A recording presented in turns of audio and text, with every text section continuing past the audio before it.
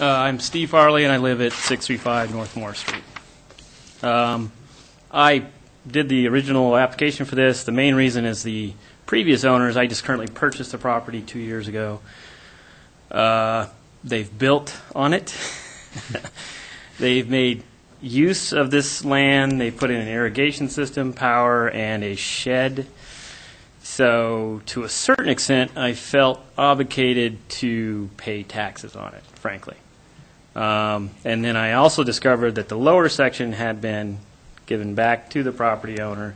So I offered the city I would reset the property all as one lot instead of 3 lots, and to allow for the total replotting to be done, to be finished, probably what they started originally. And if it had been 1 lot, we wouldn't be here today. So just pretty much my main reason for doing this is that I'm making extensive use of that property. It's not an abandoned section behind a fence. It has become an intrinsic part of the property, and I should pay for it. So, thank you. Thank you, Mr. Farley. Tim, please. Are you willing to field a question Absolutely. from the council, Tim? Sure, go ahead. I know in your original application, Mr. Farley, you were interested in the 20 feet south of where the staff is proposing the abandonment occur. Are you comfortable with the way staff has laid the recommendation out? Absolutely. After they explained to me why they want to keep that section and how that works really best for the city, I totally agree with that recommendation, actually. Thank you, sir. No, thank you. Walter, you have a question, too? A question not for Mr. Fairley, but regarding that, if I may, probably for staff. Okay, pertaining to that remark? Either Les or Randy, if that 20-foot width is retained as shown in the drawing, in other words, south of the crosshatched area, I think part of Mr. Fairley's driveway cuts across that. Is that just a driveway that happens to extend out into our street, and there's no need to create any kind of documents to allow that? Yes. If I may, really the existence of a driveway in a fairly undeveloped section of right-of-way is not uncommon. So yes, it would be just a driveway that extends out to the asphalt road section. There's the possibility that at some point in the future that the sidewalk could be continued in that area, in which case we would want to see a driveway approach meeting our standards, which would push back the gravel section of that drive that distance. But other than that, it's not an issue to exist as it is today. Thank you. Is there other testimony in support of the proposed vacation?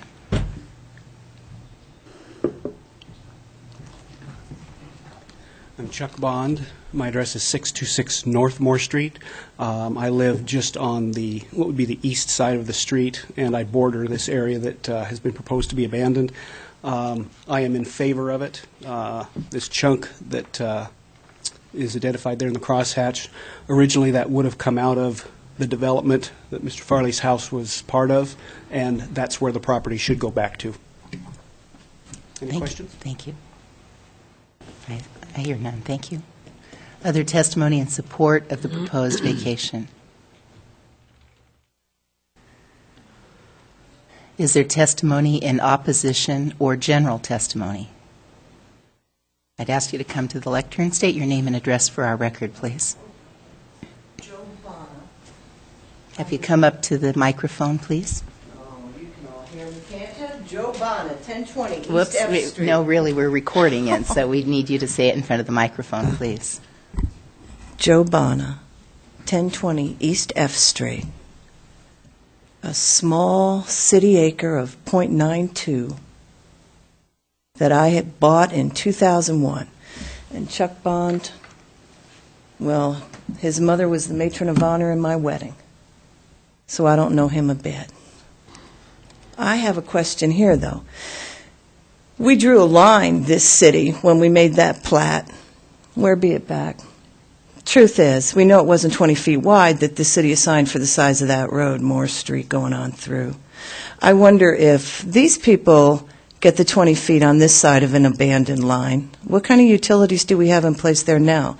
What about the people owning property on the other side? Why do they not also get 20 feet?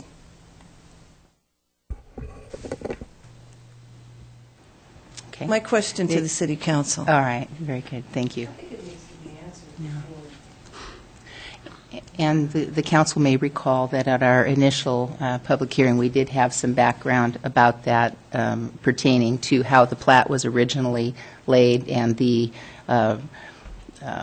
effect on adjacent properties if there were abandonment of that. So if staff would like to reiterate that point, you certainly can clarify it for those in attendance tonight. Yes, Gary? If I may, the packet does indicate that there are no utilities in that property.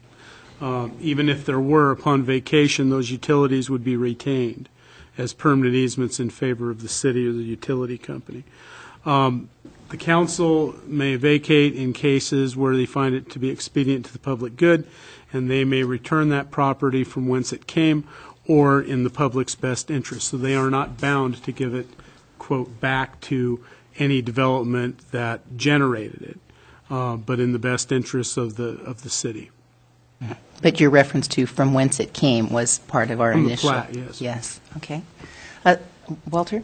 On that same subject, if I may, Les or Ron, the 20-foot easement extended all the way up to F Street from the south. Did Moore Street, the 25 feet of Moore Street, when that side of that line was platted, did it stop where it's now shown to be stopped?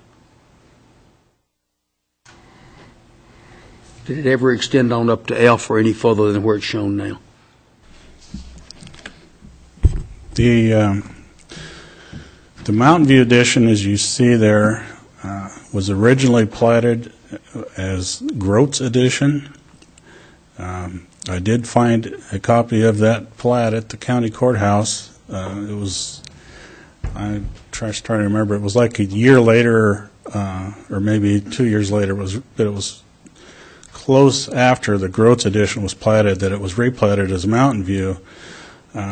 As you see it there, the Groats addition did go like, you can see 4, 5, and 6 there in Lot 2. Let me find my pointer.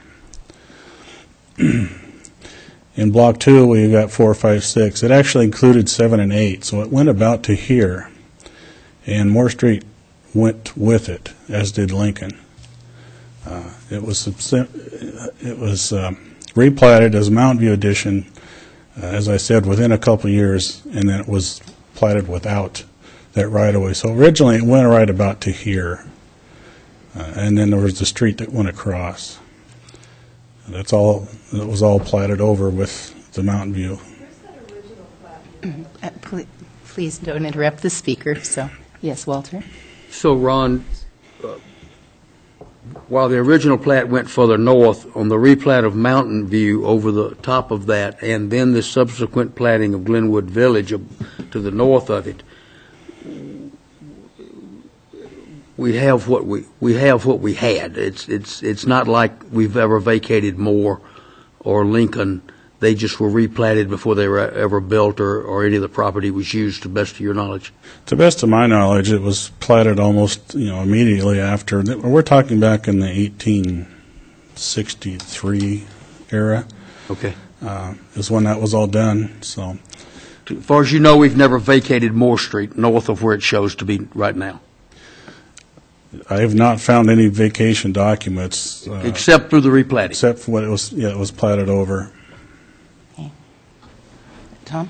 If I may ask a follow-up question to that. Please. I was just interested in this line that exists right here. It looks like it lines up with that center line of Moore Street, and was wondering, Ron, if you knew what this piece was right there. Well, let's go back. This is the original plat here. As you can see, this 20-foot alley stops here, and there was no right-of-way in this plat. Yeah, it looks like it's... Whether a subsequent plat may have dedicated that farther north, it's possible. I didn't investigate that. Okay. Thanks. Thank you, Ron.